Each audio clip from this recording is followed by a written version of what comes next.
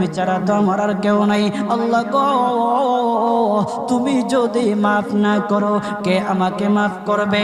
তুমি যদি মাফ না করো কে আমাকে মাফ করবে?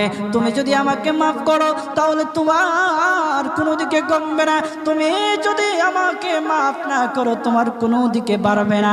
আল্লাহ গো, তুমি আমাকে মাফ করে দাও। সারাটা জীবন অন্যায় কাজ করেছি, সারাটা জীবন নাফরমানি করেছি, আমার কাছে কালেমার দাওয়াত কম আসে নাই, আমার কাছে কালেমার দাওয়াত কম আসে নাই, আমাকে লোকেরা কম বোঝায় নাই। ওগো আল্লাহ, তুমি আমাকে মাফ করে দাও।